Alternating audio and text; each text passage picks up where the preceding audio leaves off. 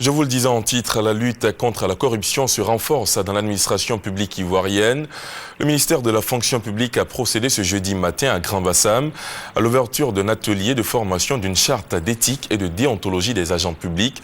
Les travaux vont durer 3 jours et aboutir à l'adoption d'une charte de promotion de valeurs et de règles au sein de l'administration ivoirienne. Le point avec Marie-Laure Ngoran. Notre administration publique est malade. On a à l'intérieur la prévarication de biens publics, la mauvaise gestion, le népotisme, le clientélisme, les conflits d'intérêts. Les maux de l'administration publique ivoirienne sont connus et il faut les traquer. L'État de Côte d'Ivoire est bien décidé à restaurer l'image ternie de cette administration. De nouvelles valeurs vont la conduire et l'on parlera désormais d'une administration publique libre d'accès, juste, rapide, performante et transparente.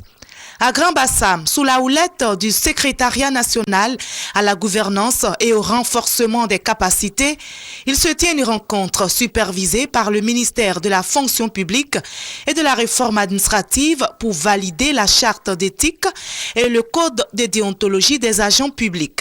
L'éthique pour l'agent public n'est rien d'autre que la cohérence entre les missions qui lui sont assignées et les actes concrets qu'il doit poser dans le cadre de l'exécution de ses attributions. Quant à la déontologie, elle renvoie aux obligations spécifiques auxquelles doivent se soumettre les membres d'un groupe donné.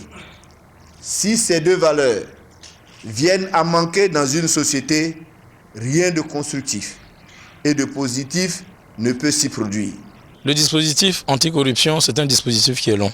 Aujourd'hui, gentiment, on dit aux fonctionnaires, il faut éviter de faire ci. C'est un condensé de principes moraux.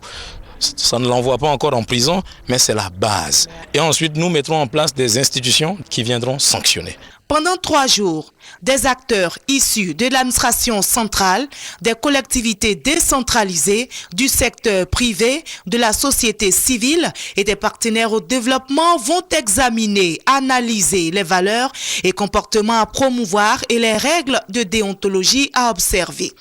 Les travaux vont aboutir à l'adoption d'un projet d'éthique et de déontologie qui sera mis à la disposition du gouvernement ivoirien pour exécution.